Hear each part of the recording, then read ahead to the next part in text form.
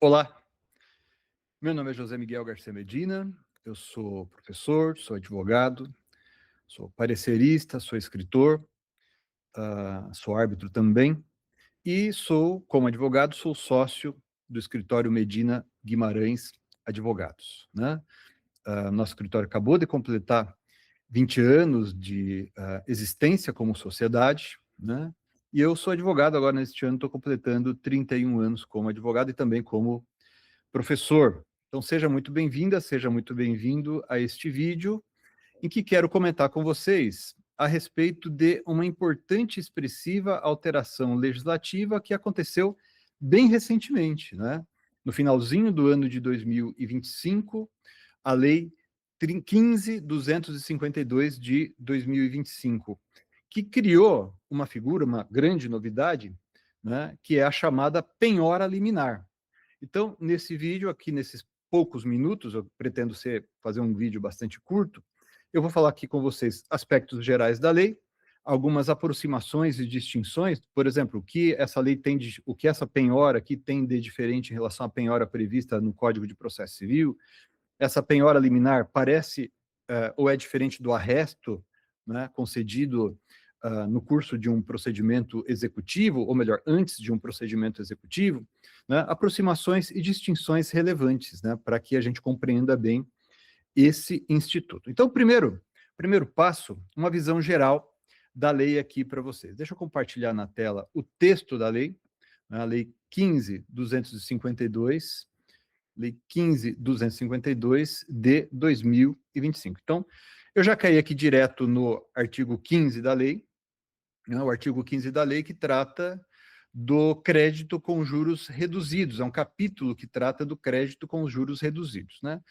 Nós não sabemos ainda como isso aqui será disciplinado pelo Banco Central, né? Mas a previsão é que os tomadores de crédito que optarem pela modalidade especial de crédito prevista nesse capítulo terão direito a um desconto percentual em relação às taxas praticadas em modalidades semelhantes de crédito, né?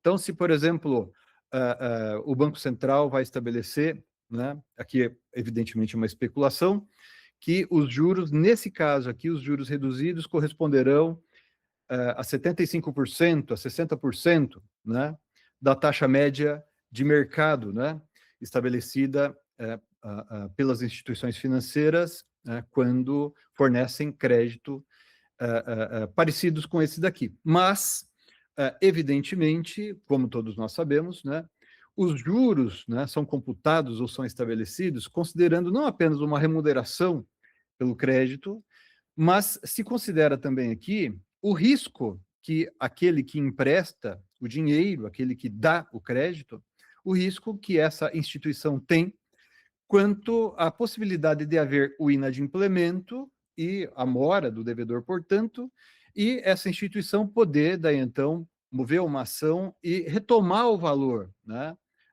de volta, aquele valor que foi emprestado. Ou seja, o risco relacionado a isso, né? É natural, portanto, que, como a previsão, né, a possibilidade de se estabelecerem aqui esses juros, né, de maneira reduzida, de maneira menor, é natural que a lei teria que estabelecer, como de fato estabelecer, a gente já vai ver aqui, digamos assim, uns mecanismos que viabilizam para aquele que dá o crédito, para aquele que empresta o dinheiro, uma maior facilidade de receber de volta aquilo que foi emprestado, ou seja, grosso modo, uma maior garantia, por assim dizer, né? E isso está disciplinado aqui no artigo 16 desta lei. Um instrumento de crédito referente a essa modalidade do artigo 15, ou seja, a tomada de crédito ou na concessão de crédito com juros reduzidos, poderá prever que alguns aspectos que vão ter que ser estabelecidos nesse instrumento contratual que concede este correspondente à concessão desse crédito, para que daí então essa figura que a gente vai falar aqui seja válida. Eu vou passar rapidamente aqui pela lei, me parece isso aqui bastante importante, para que a gente compreenda como é que funciona, como é que se realiza essa penhora liminar. Então, a penhora liminar prevista aqui na lei, na verdade, a penhora liminar está estabelecida no parágrafo 4º do artigo 16, né? que é concedida, portanto, antes da citação do executado, por isso penhora liminar, ela vai poder ser realizada desde que observados os requisitos previstos aqui na própria lei. Então, o parágrafo 4º estabelece: desde que comprovada a mora na forma do inciso 1º do caput desse artigo, o credor poderá requerer ao Poder Judiciário, em desfavor do devedor, a penhora liminar de bens móveis e dos valores estabelecidos no inciso 3º do caput desse artigo. Essa penhora liminar, e aí está a grande novidade, pessoal, essa penhora liminar, ela é concedida pelo magistrado, no caso previsto aqui nesse procedimento especial da lei, né, essa penhora liminar, ela é concedida pelo juiz antes da citação do executado. Né? Então, essa é a grande novidade, a possibilidade de haver a penhora de bens do executado antes de ele ter sido citado. Isso daqui, né, é algo diferente do que prevê o Código de Processo Civil. Né? O Código de Processo Civil, quando trata da possibilidade de penhora, vou colocar aqui na tela também rapidinho para vocês, aí eu já volto depois na lei, né? O Código de Processo Civil, quando trata da penhora, prevê expressamente, né, que o executado é citado para pagar, né, e ele tem 3 dias para pagar. A gente estabeleceu lá no anteprojeto que a gente fez ali nos anos de 2009 e 2010, e depois virou o Código de Processo Civil. Eu integrei a comissão que fez o anteprojeto, né, e eu me dediquei especialmente à parte relacionada ao que hoje é o Código de Processo Civil de 2015, né, quando a gente trabalhou no anteprojeto, a parte relacionada ao processo de execução, dentre outros temas também, mas especialmente processo de execução. Então vejam que o artigo 827 do Código de Processo Civil estabelece que o juiz fixa os honorários de 10%, né, daí o executado vai ser citado para pagar em 3 dias, está aqui no artigo 829, contado da citação, né, e o parágrafo 1º estabelece que do mandado de citação, que pode ser também carta de citação, constará também, no caso do mandado de citação, a ordem de penhora e a avaliação a ser cumprida pelo oficial de justiça em caso de mandado de citação. Né? Caso seja feita por carta a citação, naturalmente, eu vou ter que mandar expedir um outro mandado para a hipótese de o ato executivo ter que ser realizado pelo oficial de justiça. Né? Caso o executado seja citado e não pague, daí então pode ser realizada a penhora desde logo. Pode ser realizada a penhora de dinheiro, inclusive, né? A jurisprudência hoje é tranquila, o Código de Processo Civil de 2015 é bastante claro também, quanto à possibilidade de haver aquilo que a gente chama de penhora online, né? Que é realizada pelo sistema Sisbajude e assim sucessivamente. Vejam que a penhora, como regra, é o primeiro ato executivo que pode ser realizado no curso do processo de execução. Né? E qual é a função da penhora? Qual a razão de ser da penhora? Né? Quando eu, digamos assim, assumo uma dívida, o credor ele tem como, aspas, garantia, não é? Todo o patrimônio do devedor. Isso nós chamamos de responsabilidade, né? Débito e responsabilidade. Só que essa responsabilidade, né, ela ainda não está determinada quanto a qual bem que vai satisfazer a obrigação. Né? Então, a penhora tem por propósito, né, particularizar aquele bem do devedor que vai sofrer os atos executivos subsequentes.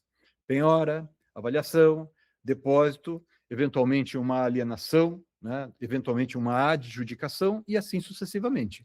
Sem penhora não podem ser realizados os atos executivos subsequentes. Então, eu não posso requerer uma adjudicação antes da penhora, por exemplo. Né? Eu sempre tenho que realizar a penhora.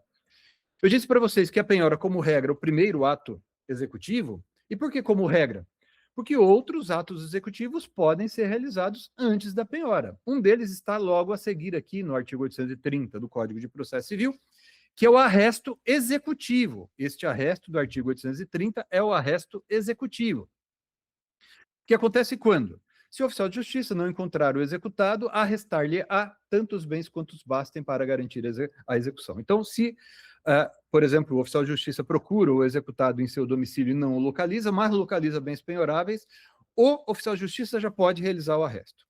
Assim também, se a carta de citação, no caso de citação por carta, né, ela é realizada, é expedida e ela volta sem localização do executado, né, o próprio juiz pode determinar, neste caso, a requerimento do exequente, né, pode determinar o arresto executivo, o arresto online pelo sistema do Sisbajut. Os pressupostos para o arresto executivo do artigo 830 do Código de Processo Civil são objetivos, né?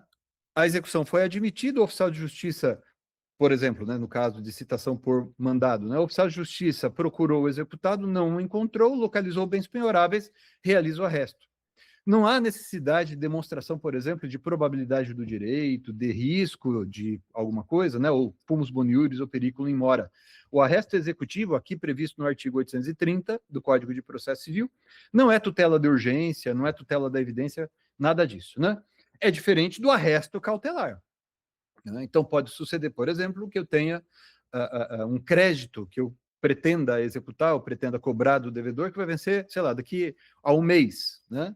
E eu fico sabendo que o devedor está ali colocando seus bens à venda e pretende se ausentar do Brasil, algo parecido, então eu posso dizer para o magistrado, olha, excelência, há o risco de eu não ter bens para garantir a futura execução, então eu requeiro num procedimento, né, cautelar antecedente, eu requeiro a cautelar de arresto, mas neste caso eu preciso demonstrar a presença de fumus boniuris e de periculum in mora, né? É diferente, portanto, do arresto do artigo 830 do Código de Processo Civil.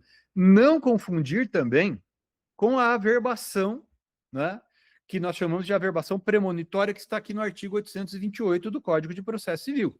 O exequente poderá obter certidão de que a execução foi admitida, né, e daí ele obtém essa certidão e ele averba, ele leva a registro, né, ao registro, por exemplo, de imóveis, leva ao Detran, né, e ali faz a averbação para conhecimento de terceiros. Perceba que, neste caso, né, esta averbação premonitória prevista no artigo 828, também mencionada lá no 799 do CPC, esta averbação não é penhora. É um ato executivo, mas não é penhora. Qual a diferença, dentre outras tantas, qual a diferença entre essa averbação e o arresto que eu acabei de mencionar? O arresto é uma pré-penhora, o arresto é uma antecipação da penhora. Se o executado depois, sendo executado, ele não paga, né, a dívida em 3 dias, aquele arresto converte-se em penhora, né, e a penhora retroage à data do arresto. E qual a vantagem disso para o credor? Né? O direito de preferência sobre o bem penhorado. Então, se eu obtenho o arresto de um imóvel do executado e só daqui a 3 meses este arresto é convertido em penhora, aquela penhora retroage à data em que nós realizamos o arresto. A averbação, aqui mencionada no artigo 828 do Código de Processo Civil, não assegura esse direito de preferência, né? Então, muita gente às vezes confunde, acha que realizando a averbação já está tudo garantido e não é bem assim. Depois da averbação, você vai ter, né, exequente, vai ter que tentar realizar a penhora e assim por diante. Mas percebam vocês, e a gente já colocou aqui, não é? Que esta penhora é realizada apenas após a citação do executado. No Código de Processo Civil, a penhora, o arresto pode ser feito antes da citação, a averbação, que a gente mencionou, né, do artigo 828, pode ser feita antes da citação. Então, pode haver atos executivos diferentes da penhora antes da citação nos termos previstos aqui do Código de Processo Civil. Pode haver outros atos executivos que não a penhora. A penhora, no regime do CPC, só pode ser realizada após a citação do executado, ainda que seja citação por edital. Né? Ainda que eventualmente nós estejamos diante de citação por... Eu não localizo o executado está em lugar desconhecido, eu requeiro e o magistrado defere a citação por executado, daí a gente vai seguir todo aquele arco procedimental da citação por edital, o executado vai ter o prazo de 3 dias, se ele não pagar, aí aquele arresto que foi realizado lá atrás converte-se em penhora, né? Então a penhora só pode ser realizada no regime do Código de Processo Civil, né, após a citação do executado. Aí, então, a grande mudança, né, e, portanto, a grande novidade contida nesta Lei 15.252 de 2025. Né? E agora, percebam, eu queria chamar a atenção de vocês para essa mudança, né, antes de voltar a falar aqui agora da lei. né? Então, vamos fazer uma análise agora com mais cautela do regime da penhora liminar previsto, o regime previsto nesta lei, a Lei 15.225 de 2025, como mencionei, já está em vigor, mas depende, pode acontecer isso a qualquer momento, de regulamentação do Banco Central. Então, vejam aqui os requisitos do instrumento de crédito, né? A mora, né, do tomador de crédito pode ser comprovado por mensagem, né, por e-mail, né, endereço eletrônico indicado pelo tomador, né, e concomitantemente por mensagem enviada pelo sistema de mensagens móveis, SMS, né? A citação e intimação pessoal do devedor, né, nos termos do inciso 2º, né, podem acontecer também por mensagem eletrônica, né, no endereço indicado no instrumento contratual, né, ou outro endereço comunicado posteriormente. Uma outra mudança interessantíssima, hein? Os valores referidos no inciso 10 do caput do artigo 833 do Código de Processo Civil, né, que no regime do Código de Processo Civil, né, a impenhorabilidade aqui mencionada, né, no inciso 10 do artigo 833, né, no Código de Processo Civil, é de 40 salários mínimos, né? Então, os bens do executado, os valores depositados pelo executado em uma caderneta de poupança, ou eventualmente uma outra aplicação financeira, eu defendo esse ponto de vista também, né? São impenhoráveis até 40 salários mínimos no regime do Código de Processo Civil. No regime previsto nessa lei, a impenhorabilidade dos valores depositados em caderneta de poupança, né, ela é reduzida a 20 salários mínimos, né, a 20 salários mínimos. Então, é uma outra mudança bastante importante, né? E o inciso 4º aqui trata da possibilidade, da questão relacionada ao débito automático, né? Percebam, pessoal, que há essa previsão ali no caput e seus incisos, né? Mas o parágrafo 1º tem uma previsão específica quanto a esse regime. Veja, o tomador de crédito deverá consentir com as regras previstas no caput, incisos que eu acabei de mencionar, mediante assinatura de termo específico, redigido em linguagem clara e objetiva, do qual deverão constar a descrição das prerrogativas, as regras de taxa de juros e assim por diante. E percebam, né, e a declaração expressa do devedor, do tomador de crédito, com concordância disso aqui, né? O parágrafo 2º fala do endereço eletrônico, né? E o parágrafo 3º fala da eventual alteração do endereço eletrônico que tem que ser comunicada àquele que realizou o empréstimo. Então, percebam que há requisitos específicos para que isso aqui seja realizado. Qual é a natureza disso aqui, pessoal? Seria aqui essa penhora, né, que aqui está mencionada, né, desde comprovada a mora no forma do inciso 1º do caput, o credor poderá requerer em desfavor do devedor a penhora liminar dos bens móveis e valores e etc., né? Isso aqui é o quê? Uma tutela da urgência, uma tutela da evidência? Nada disso, é apenas um ato executivo, é a penhora que no regime excepcional previsto nesta lei, né, que é a Lei 15.252, é a penhora, nesse caso aqui particularmente, né, que vai ser realizada antes da citação do devedor, né? Então, o direito processual civil brasileiro, com a alteração da Lei 15.252, passa a admitir penhora, embora nesse regime específico, antes da citação do devedor, né? Não é igual ao arresto, porque não há necessidade de o juiz verificar aqui se tem fumus boniuris, se tem periculo in mora, por exemplo, não há necessidade de tentativa de localização do executado antes, né? O juiz apenas vai verificar se a convenção aqui mencionada, ou seja, se o negócio jurídico aqui referido, né, nos artigos 15 e 16, observou o regime previsto aqui na lei, que é bastante rigoroso quanto aos seus requisitos, né, quanto à necessidade de termo específico, né, em linguagem simples, para que o devedor compreenda bem, né?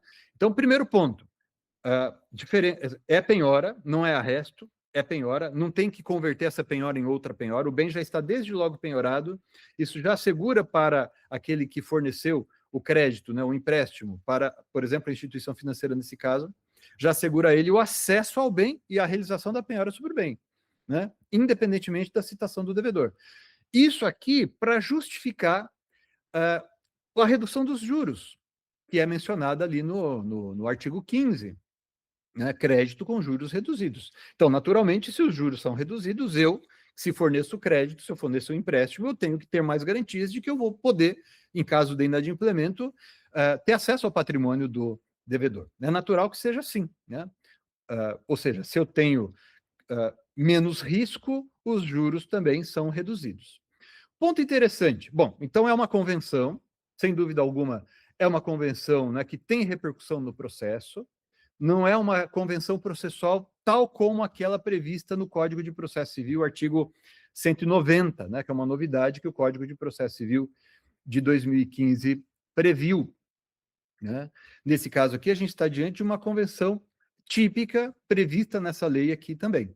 Aí vem a outra pergunta, a outra dúvida, né, que eu tenho visto uma outra pessoa pergunta para a gente, né?